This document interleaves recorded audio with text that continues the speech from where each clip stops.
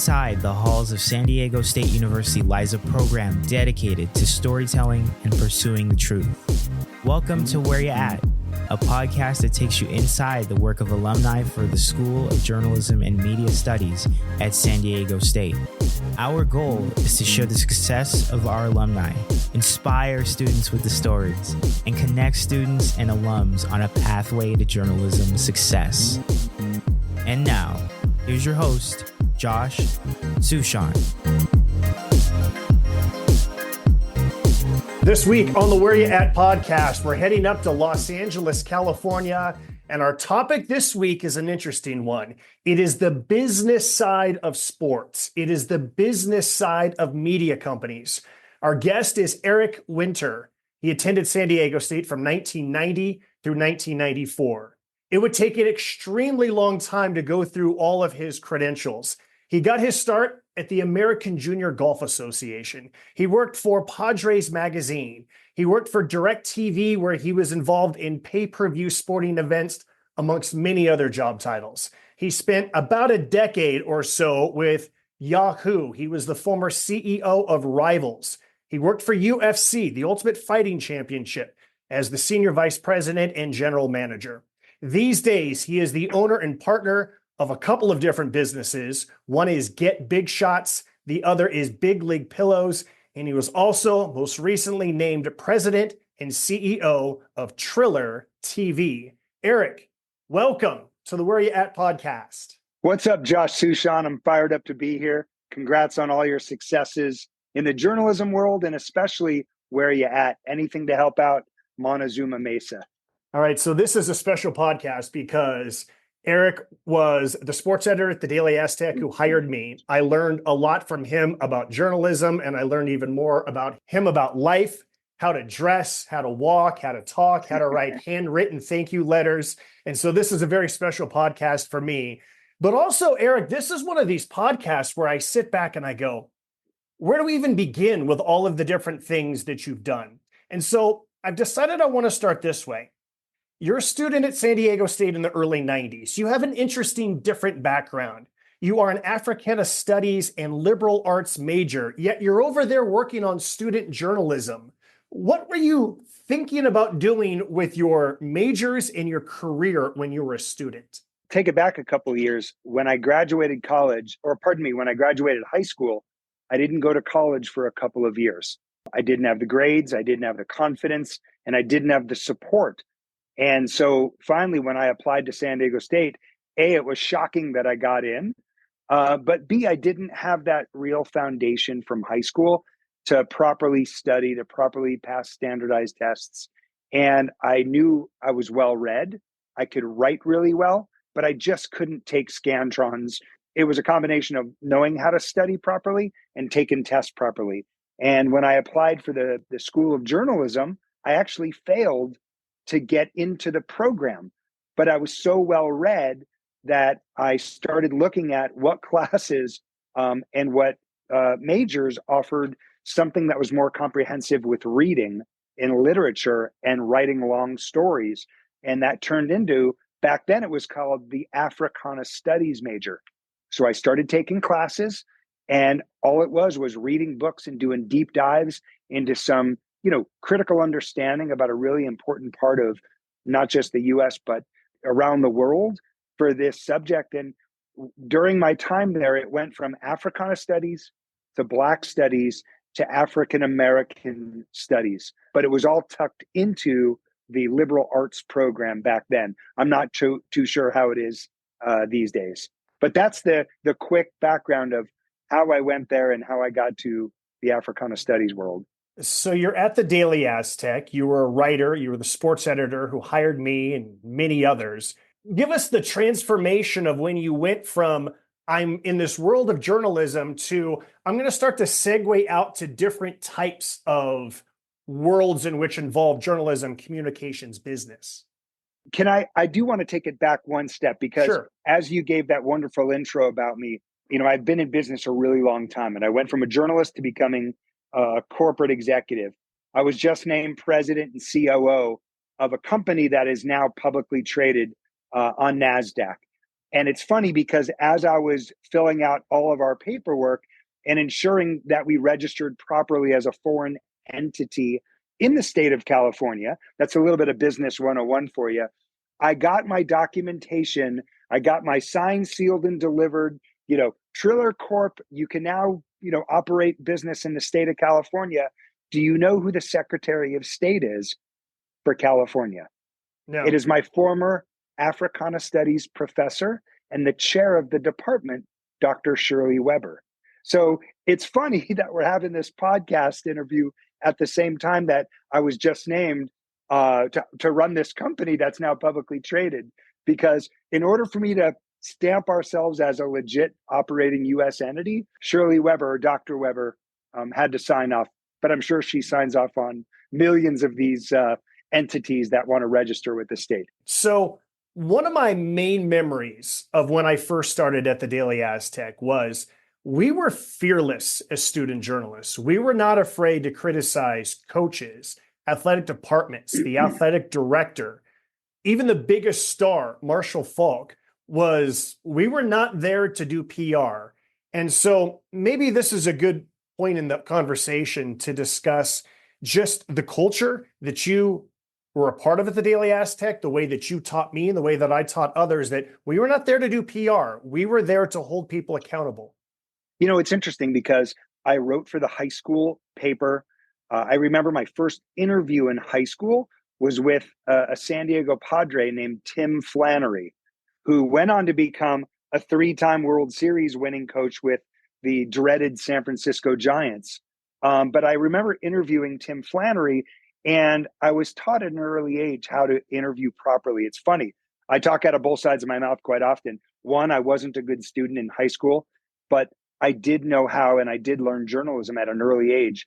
And when I got to the Daily Aztec, I was looking for a place to use my skills and my love for sports. It was a combination of the two.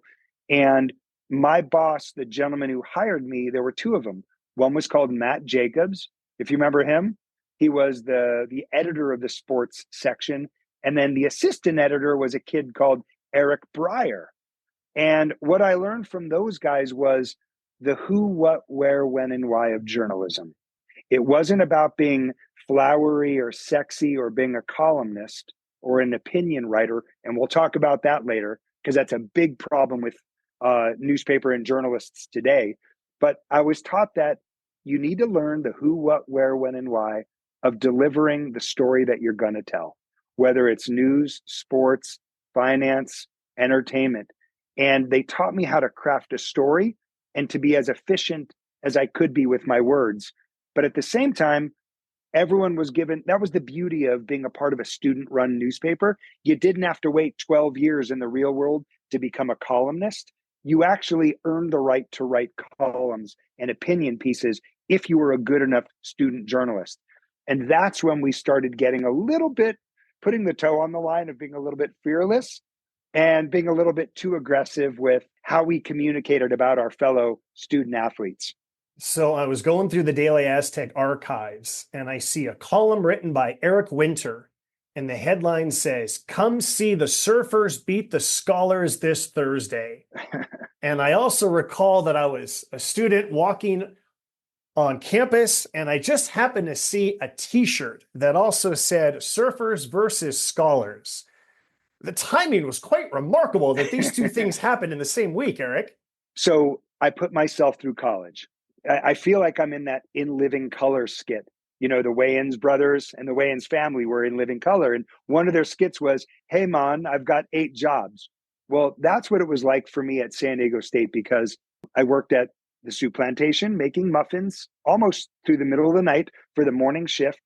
I was a waiter at the spaghetti factory. I was a hasher at one of the sororities, and that's how I ate for free on campus. I was a fraternity guy at ZBT. And oh, by the way, I also worked at the Daily Aztec, where we got paid. I don't know if kids get paid now or the journalists don't get paid. Well, I remember clocking in and out of Kronos. Remember the Kronos system? Well, the point is I was always on my hustle. How do I make the next dollar to be able to pay for my fraternity dues or my rent or this broke Volkswagen Bug I drove around. And I came up with the idea of creating a t-shirt. And I paid a designer and he came up with a killer. And this was right with the BCCI scandal with Michael Milken. Most of the kids on this podcast or listening to it are a little too young, but I urge you to study up on Michael Milken and the BCCI scandal.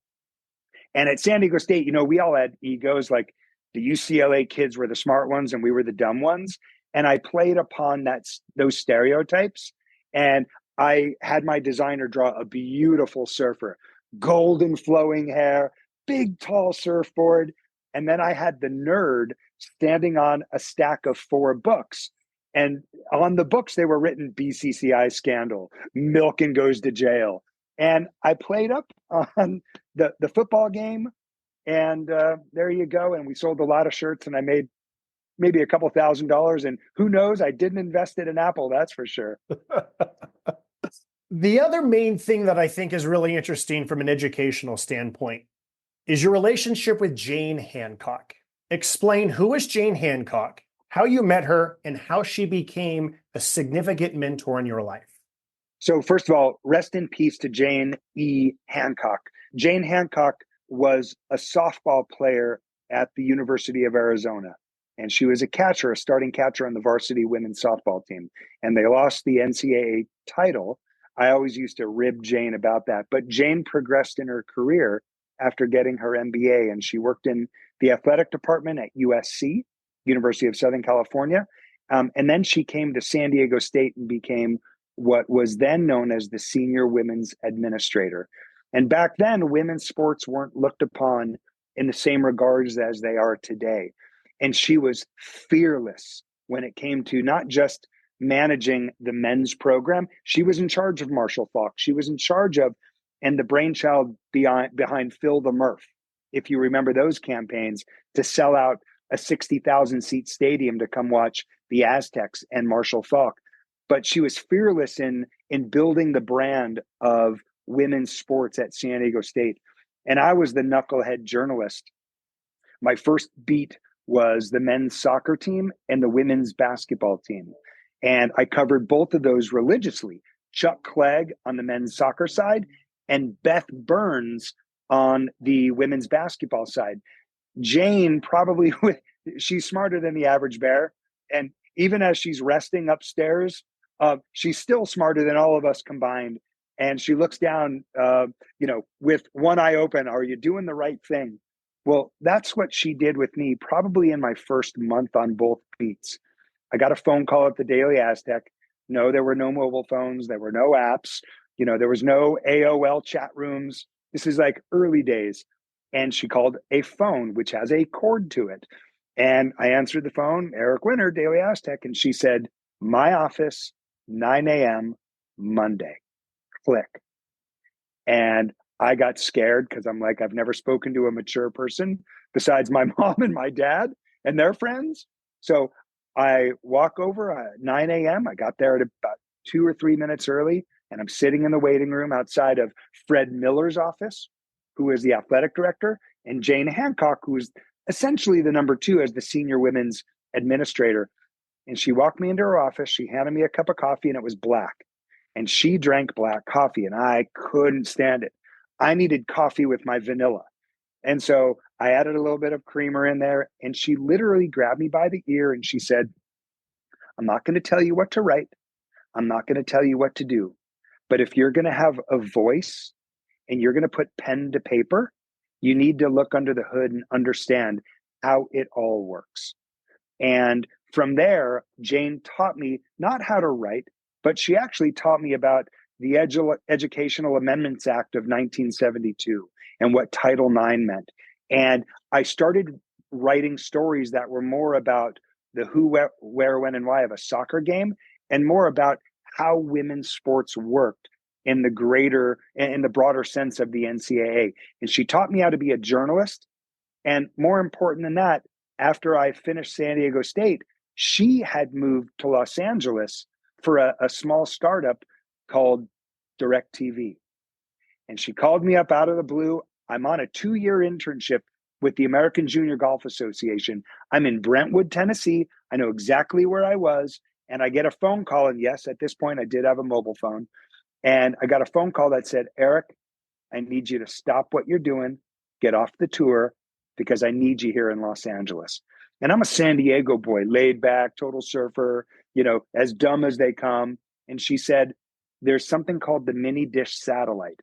And it's really funny because I didn't even have a cable bill because I couldn't afford to pay cable. Like back then, everyone had cable or satellite.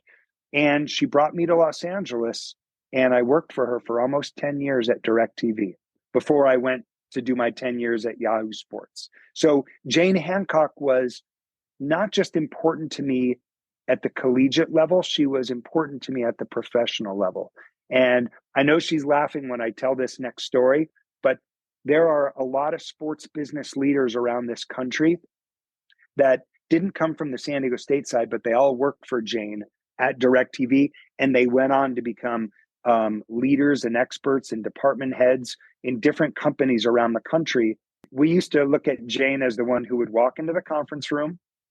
She would come up with a big idea, walk out of the room and shut the door. And the way we would explain it back then is she'd walk in the room, pull the pin, drop their grenade, walk out. And her expectation of us was pick up the pieces and figure it out. And it was really, I love that style of leadership because we learned from her directly and indirectly, if that makes sense. So I want to go a little bit more about Jayne here because she is such an important person in the history of San Diego State athletics and also for you. So you're a student journalist. Now you've been doing this work for the American Junior Golf Association, and Jayne says, I need you in Los Angeles for this small startup micro satellite dish thing. Give us the evolution, because I feel like, correct me if I'm wrong, this was a turning point where you went from the journalism side, the writing side, and this was your pathway into the business side of sports. Explain more. I'm not joking when I say when I went to San Diego State, I didn't know what an MBA was. Like I probably couldn't even spell MBA, let alone 90% of the world can't spell PhD correctly. And what I learned from Jayne at the collegiate side was more of the business aspect of how sports worked. Phil the Murph was a great campaign to get people to watch a potential Heisman winner. He was a Heisman candidate, but what does it mean to put a campaign together? How much money went into it? What did it cost to really push an individual athlete's brand above the university's brand itself? And I remember when I went on the 2-year internship at the AJGA, I took my first year was the communication side because I was a well-written person. I could write press releases. I was pretty darn good with the written word. My year 2 was learning about operations.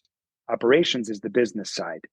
And what Jayne saw in me was that I had a little bit of an opening of learning the business side, and I was more than just someone who could put pen to paper.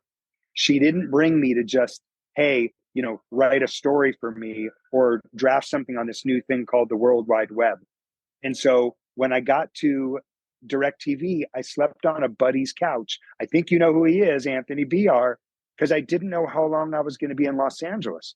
DIRECTV was only 2 years old, and it was still in its infancy underneath Hughes Aerospace and a division of General Motors. We were actually a tracking stock. So it was still in its infancy when she handed me, I'm not joking, a $2 million check. Communicate effectively with sports subscription purchasers. Jayne is at the forefront of what is as critical today as anything in the sports and entertainment space, which is recurring revenue. She helped create NFL Sunday Ticket. She helped create MLB Extra Innings, NBA League Pass, NHL Center Ice, and how you acquire, retain, upgrade, and win back customers. We were doing that 25 years ago, and it was under the leadership and the guidance of Jayne. And so she saw something in me that she thought that I had the ability to learn the business side. And frankly, if it wasn't for that, I'd still probably be a bumbling journalist trying to write something witty and funny and trying to get my name out. But I owe everything to Jayne because she had that MBA and she had that business mentality, and she intertwined it with her love for sport. So if someone is a student today, or maybe they just finished college and they're still trying to figure out exactly which direction they want to go with their life, and based on what you just said, Eric, and so I know there's more and more students who want to work in sports. Timble Northrup, the president of JMS, tells me all the time about the quantity of students who want to work in sports. Maybe they're in front of the camera, maybe they're behind the camera, maybe they're more on the social media side, the communication side. What would be your advice to anyone really, if they know they want to work in sports, but maybe they're not positive exactly what would be best for them? What are the different types of skills, talents, mindset that's needed if you're going to go down the path of the business side of sports? It's interesting because it doesn't matter the skill set that you have because it applies to sports. If you're in engineering or you're a software developer, you're building killer products and services, which are like apps. You're working with the Apples and the Googles and the Facebooks and the Instagrams, and you're working with the Rokus and all different platforms. Or if you're in the finance, department at San Diego State, you understand balance sheets, income statements, P&Ls, 13-week cash flow reports. There's a place for you on a baseball team or a sports company. So you don't have to be the kid who won Little League titles or who won Pop Warner titles, or all you think about is sports 24 hours a day, because sports has matured to the point where it doesn't matter what you've done, including sports therapists. I bet you every single team and every single league around the world applies not just physios, but therapists, mental therapists as well. And I bet you a lot of these people didn't grow up loving sports or thinking they'd ultimately work in sports. My best advice is don't waste your college years. I spend a lot of time educating high school kids who want to get into college and get into sports. And I take a lot of kids that are in college and educate them to get the right internships at the right times. Because what you want to avoid, whatever you want to do in your life, whether it's in sports or not, don't wait until May of your senior year and try to get a summer internship. That's one thing I didn't say about my experience at San Diego State. I also did internships every single year and every single summer, unpaid. And I think it's really important that the minute you get into, and the tools that are available to these students are 100 times better than the tools that were available to us. Don't waste your years. Be in fraternity, be in sorority, have fun, work 3 jobs. Everyone does it. But don't wait too long to take those internships. Don't wait too long to shake the hands of people who you want to meet because they have the opportunity to introduce you to other people. I'm going to say this, Josh, for anyone who's still listening to me ramble on, 10 minutes into the podcast, you drop me an email at ericwinter@yahoo.com, ERICWINTER@yahoo.com. And I challenge you, I'm offering to help you and give you guidance, take a Zoom call. And what that means is when you're in an elevator at San Diego State, turn around and shake someone's hand.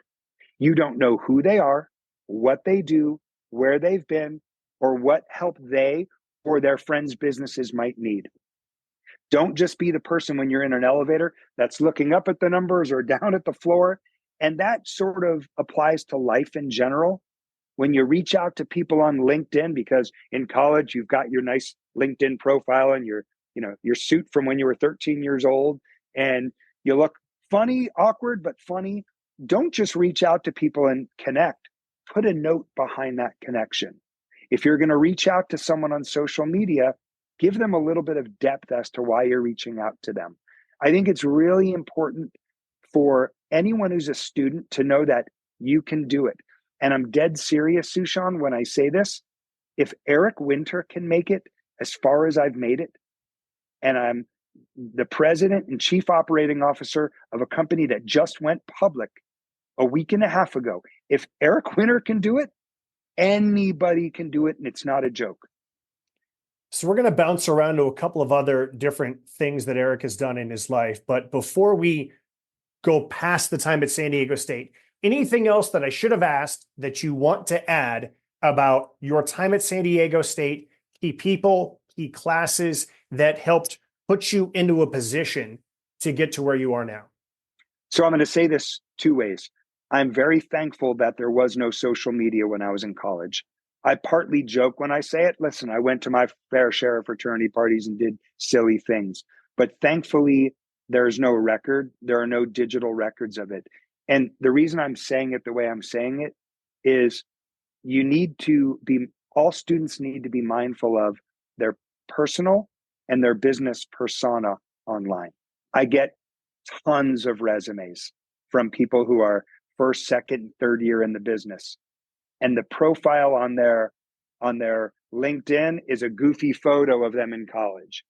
Or if their social medias are not private, anyone is clicking on their public profiles and looking at all the unique things they may have done in college. My best advice is clean up your social media immediately. Go back and look at what you were typing, posting, texting when you were 13 years old. It has brought down the best people in journalism. I forget the woman's name who became the editor-in-chief of like Cosmo. 4 years ago, she got brought down for something she said when she was 13 years old on Instagram. I'm not joking. And my mind works a little bit differently, Josh, than the way you were looking for an answer. But before you know it, your 4 years of high school are over. Before you know it, your 4 years of college are over. And you're swimming with sharks. I have hundreds of resumes that I go through. If you send me a LinkedIn profile without a note, you're out. Because I don't know why you want to link in with me. If I see a goofy party photo, you're out. Because you'd be representing my brand. And that's not the people that I want in business with me. And it took me a while to figure that out. But I'm going to repeat what I said a minute ago. Thank God there was no social media when I was leaving college and getting into the business world, because I would have probably made those same stupid mistakes. I cannot stress that enough.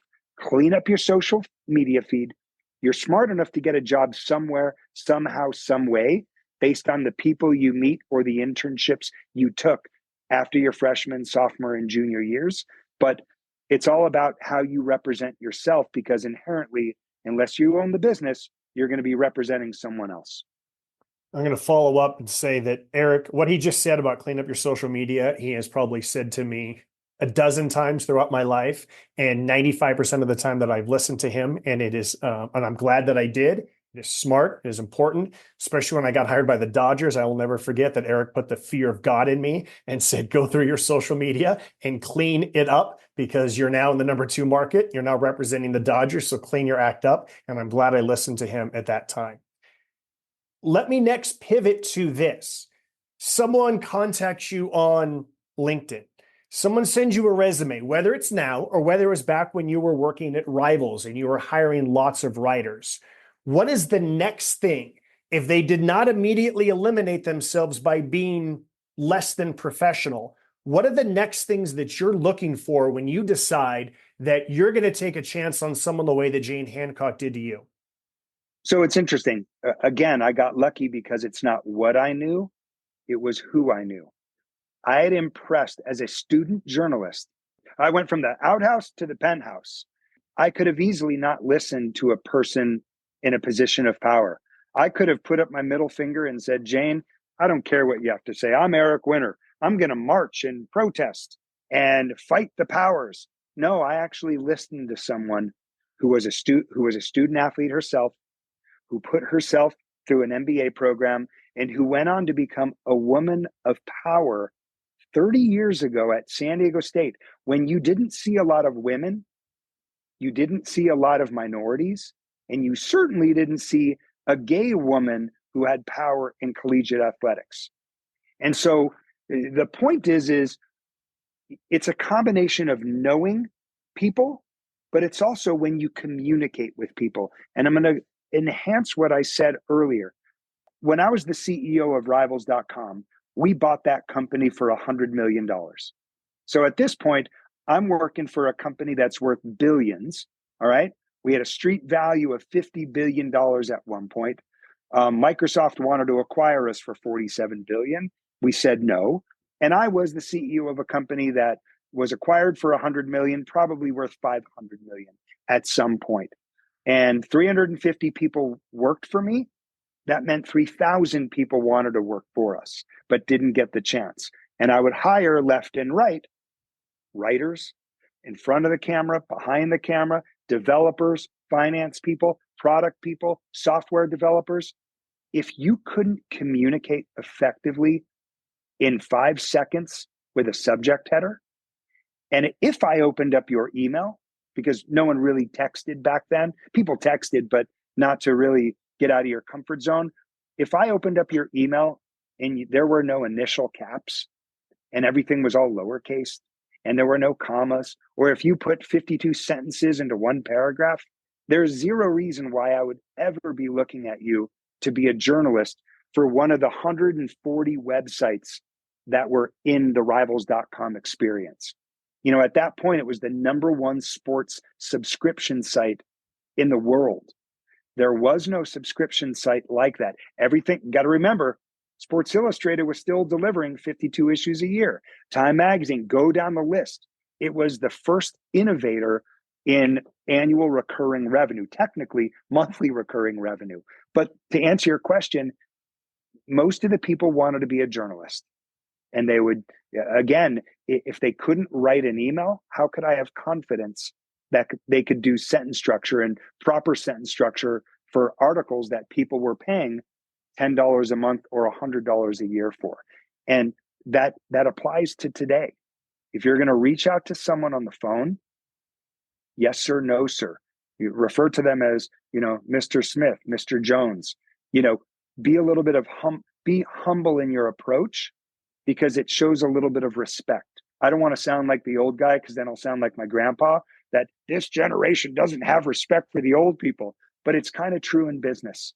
Sometimes you have to humble yourself as you want to get ahead in life. And if you want to make your way into the world of corporations, not 40,000 person corporations, but it could be a 40 person sports website. You have to show respect and maturity in your verbal and your written communication just to get in the front door. And then the real work starts from there. And then you hire Edward Lewis, and he makes us all extremely proud with everything that he goes on to do. Okay, I want to touch on a few other things here. When you worked at UFC, again, you were the senior vice president, you were the general manager, and you were heavily involved. I want you to briefly explain what you were doing for UFC so we can properly understand what you were doing. But then also tell us the work-life balance and ultimately the decision that you had to make in terms of what's best for me from a professional standpoint and what is best for my family. So my career is 10 years at DIRECTV, 10 years at Yahoo, 3 years UFC, 8 years as a consultant. When the UFC was taken off the air in the United States, it was 1997. Former or now deceased Senator John McCain called it human cockfighting. And when UFC got acquired by the Fertitta brothers in 2001, I led the pay-per-view business at DIRECTV, and we put UFC back on the air as a pay-per-view product in the United States. Fast forward to 2007, when I got recruited to go to Yahoo, my boss then is now the chairman and CEO of ESPN. And so I told him we needed to do a UFC product and get in bed with this company. This was back in 2007. And when I say I built, it was my vision, but we built what is known as UFC Fight Pass. We built it on Yahoo Sports technology. And we had the rights for 5 years until UFC took their own rights back. And Lorenzo Fertitta and Dana White asked me to come and be the first employee of their OTT business. Now you got to remember, OTT is over the top. This was how you passed cable or passed satellite. Today, everyone understands that you don't need a cable subscription or a satellite subscription to get the content that you want. But back then, it was like a really big deal. So they asked me to be the #1 employee of their company. And I ran this really successfully. And today I'm kind of proud that if I had to put a guess on it, they probably have 500,000 paid subs. I'm making this up, but they're probably $100 million a year business. And that's really important because it's a small piece of revenue in the grander scheme of what their digital entity is. And that's what I did for them. And I still maintain relationships with Dana and Lorenzo today. But that's what I did for UFC. And it was 3 of the greatest years of my life. But I traveled the world and I never saw my young children. And I finally decided it was time to go home. And for the last 8 years, I make breakfast, lunches, and dinners and have clients around the world. But I learned how to become a father, which is something that I was missing in my personal life. When it comes to the culture that you want to set for a company, whether it's with Triller right now, whether it's with the others that you've worked on, this is more like lessons from the C-suite. Describe the culture that you want to set and how you go about setting that culture for your employees. I've matured as a person, and everyone goes through their life and they say, I wish I knew then what I know now. And that helps you as a business person and a colleague. And it all comes down to a simple sentence: treat people the way you want to be treated. All right. At DIRECTV, I worked for Jayne for almost 10 years, and I was a single silver bullet. It was about Eric Winter and no one else. Because like college and like in high school, I didn't have anyone to educate me. But when I got to Yahoo, I had to learn how to work as a team. And if you don't mind, Josh, at DIRECTV, we all had offices. At 25 years old, I had an office. I'd shut the door. Everyone would communicate on email. And that's how communications happened. 10 years later, I go to Yahoo Sports. Yahoo's the biggest brand in the internet at the time. And no one had offices except attorneys. And you had to work in what are called pods. You had 20-person pods. You had your product lead, you had your front end, back end developers, you had your marketing guy, you had your finance person, and your knucklehead business guy like Eric Winter. And in order to get something done, you had to work as a team. And I learned how to be a leader of men and women and strategies at Yahoo. And if I didn't have that, I probably wouldn't be a good leader, as good of a leader as I am now, without that experience of working in what is called the digital environment. And on top of that is right now, we just went public a week and a half ago. I'm literally interviewing the best search agencies in the country, from CAA all the way down. And the people we're going to go after is one thing, and how we acquire an asset or headcount. I don't want just the smartest people with the sexiest resumes. I want people who want to and are good teammates, because nobody has the time of day to be the single bullet. It took me a long time to remove the word I from my vernacular and replace it with the word we. And there's one more thing I want to say is, I remember when I laid off someone who had been 10 years at Rivals. All right. And it was really hard for me. It was back in probably 2013. And I'll never forget this. We were in corporate America. I had legal, I had security outside, I had HR to my left, legal to my right. And I'm handing a severance package to someone who had been here 10 years. And I'm not going to say his name. Yes, it's a him. But he was angry. He took the package and he slammed it on the table. And he looked at me and he said, Winter, all you're good at is shaking hands and kissing babies. And it was silent. And we signed the paperwork. He walked out of the room. And I went home so frustrated. Like, why would anyone say that? I'm good at strategy. I'm good at what I do. And I woke up the next morning and I said to myself, he's right. And I shake hands and I kiss babies. And what he meant was that I'm a good diplomat, that I could seamlessly get into a developer's room or an engineer's room, or be with the finance guys, or be with the salesmen and women. And I could easily fit into their environments and make everyone feel better about themselves and the work that they were doing and the company that they worked for. And for me, it took a really long time to go from an individual to a team player. We're going to start to wrap things up here, but I want to find out a little bit more about TrillerTV, formerly Fight.tv. Tell us a little bit more about what's on Triller TV, and maybe even tell us a little bit more about who you're looking to hire as you go through all of these resumes.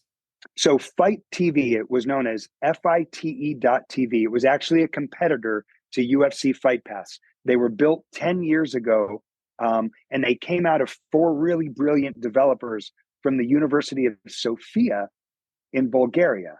And so they created the corporate entity is called Flips Media, no different than the play on the word sling, where you're slinging from a mobile device to a 10-foot environment, if you will, slinging content around Flips.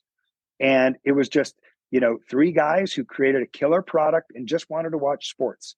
And oh, by the way, they built a killer technology. Fast forward to 2022, Triller company is up and running. They'd raised, a couple $100 million and spent a couple $100 million. Along the way, they had bought some assets, including Fight.tv, which they rebranded to TrillerTV.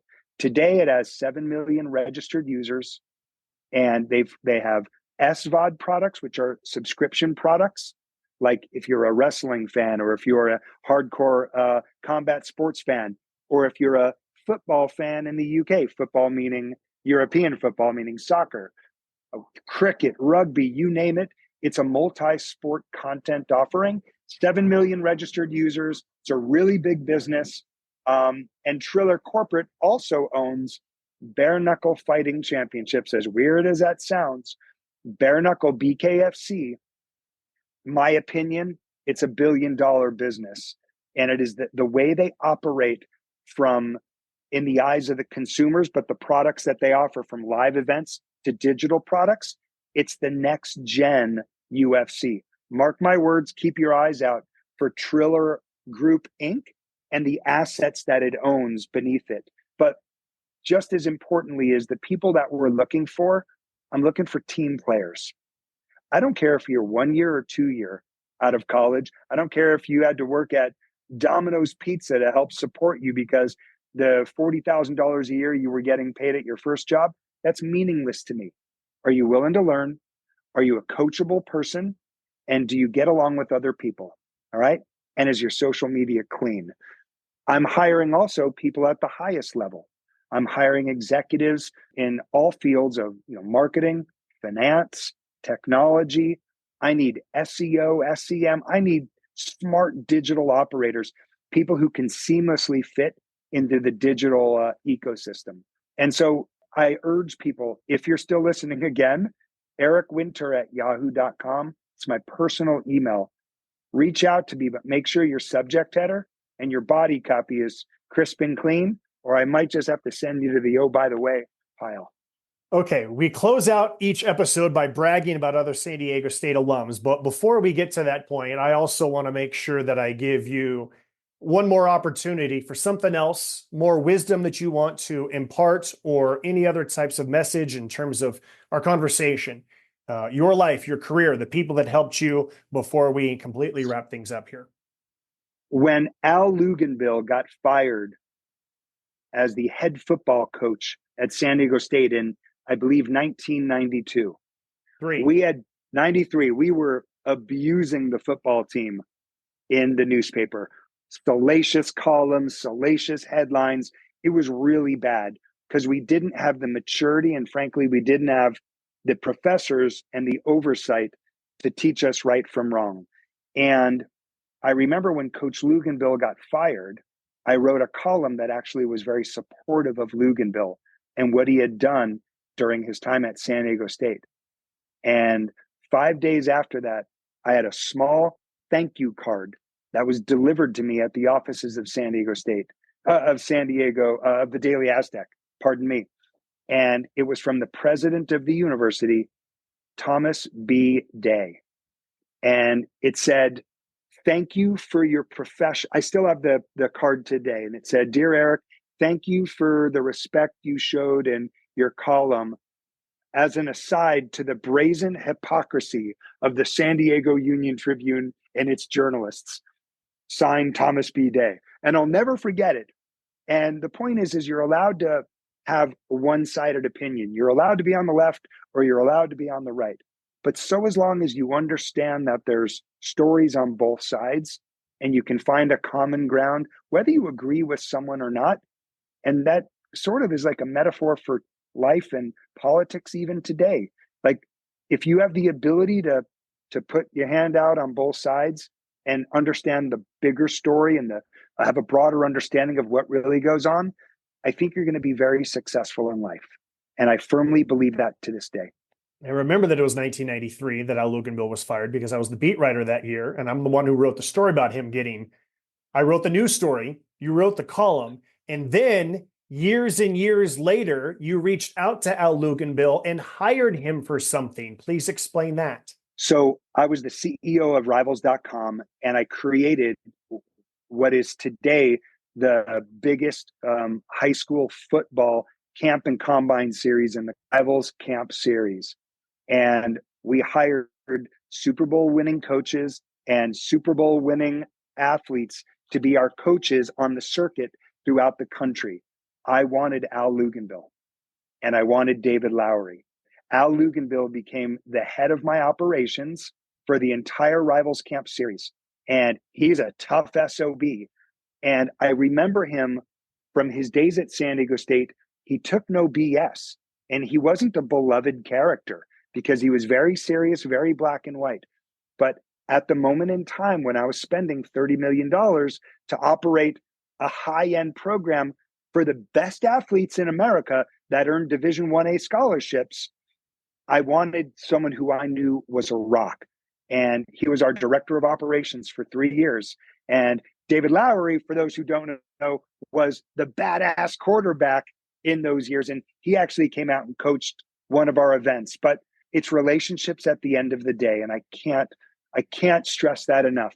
The people you meet now, you're going to come across them sometime in your life. Maintain that relationship and communication because it'll pay off down the road. You just reminded me that we have to talk about Marshall Faulk before we conclude this podcast, because I will never forget when Marshall Faulk said to you on campus, "You're trying to make a quarter. You're not the LA Times." And your response, Eric, to that was to write a column about your interaction with Marshall Faulk. And yet later on in life, you did business with Marshall Faulk. I don't know how adversarial your relationship was with Marshall. I think that there was some give and take, but you ended up doing business with Marshall. We could spend an hour discussing the book that I wrote that you published, in which one of the marketing things was we went to Marshall Faulk's golf tournament and was the sponsor of a hole. But tell me more, tell our audience more about you and Marshall as students, and then you and Marshall working together later in life. Marshall and I took one class together. It was Math 90A. That means he was smarter than me. I couldn't put 1 + 1 together, despite the fact that I live in balance sheets and income statements today. It's a little crazy, right? San Diego State played USC. And if you remember, I think we tied them on a Saturday, 31-31 or something like that. We just tore them up in the Monday newspaper. We ripped apart all the athletes, gave them nicknames. It was awful. We were awful journalists, awful human beings, because we didn't have proper leadership to tell us you probably shouldn't do that. On Wednesday, we fly to Provo, Utah, because it was a Thursday night ESPN game, San Diego State against BYU. I'm checking into the host hotel, and I have two hands grab me by my chest, shove me up against the wall with offensive linemen behind him. And it was Marshall Faulk. And he literally, his hands are on me, not aggressively, but he's, "Hey, man," he's like, "what's the point of writing the way you're writing? We're both students." And he did use that phrase. It's not like you're making 25 cents like the San Diego Union Tribune. And so I'll never forget it. I'll never forget that time. And I believe we won that game when Tom Fletcher picked up a fumble and he called it the Golden Goose. But either way, I was able to turn sour grapes into a good, respectful relationship. We don't stay in contact today, but I would see him at the Pro Bowl in Hawaii every year. And, you give each other the bro hug. But Marshall, I'm very proud of what he did, where he came from, what he accomplished on campus and the professional ranks, and then on NFL TV. And it just goes to show you it doesn't matter where you go to university, that the opportunities are there if you take advantage of them. All right. Well, we've already done a lot of name dropping about people from San Diego State, which is the point of this podcast. But if there's anyone else you would like to shout out, anyone else from San Diego State who you would like to brag about, who are doing things that are making us proud, whether that's someone who you worked with or someone who you did not work with and you just know, the floor is yours to brag about other SDSU alums. So there's two people that were really important to me at San Diego State. One is someone who just put one of the most killer documentaries together on Hulu, which is, the story of Freaknik, P. Frank Williams. So Frank and I took classes together because I took classes in the African Studies division and department, and we've maintained our friendship for 30 years. I was always, envious is not the right word. I was proud of Frank, but I always looked up to Frank because he was the columnist at San Diego State. And then he went on to Columbia School of Journalism and graduated and got his master's in 1 year. And I've already said it at the beginning of this pod that I wasn't smart enough to really get good grades. And I always looked up to a guy like Frank, and I aspired to be like Frank because he would always talk in his columns about where he came from and the hardened challenge he had as a teenager, even getting to university. And then seeing him go to be a crime reporter at the LA Times, to then becoming the source editor-in-chief and doing everything he's ever done in Hollywood. Like, I urge you to get P. Frank Williams on here and tell his story even more, because you can broaden the opportunities for San Diego State San Diego State students to go beyond just sports. What Frank has accomplished in entertainment is mind-boggling. The other person is a gentleman named Tim Young. One thing I didn't tell you or we didn't talk about is he's the first person to get me in, the professional and studies and fine arts world. And I was actually on camera for a lot of Tim's productions. We would do live events and he would be the director and the producer. And I'd be the fool who had a beautiful head of hair back then. And I was the on-camera play-by-play. Awful, horrible. But he has created a company called Southport Marketing. And what Tim has accomplished as an event management and an event operator is astounding. And the amount of opportunities I would believe he has for people who want to work in sports, but never thought about how does an event get from a clean slate to fully executed. It takes almost a year to get done. And I think I owe Tim a great deal because he's one of the first people that took me under his wing and brought me into the fold of, media and journalism at San Diego State.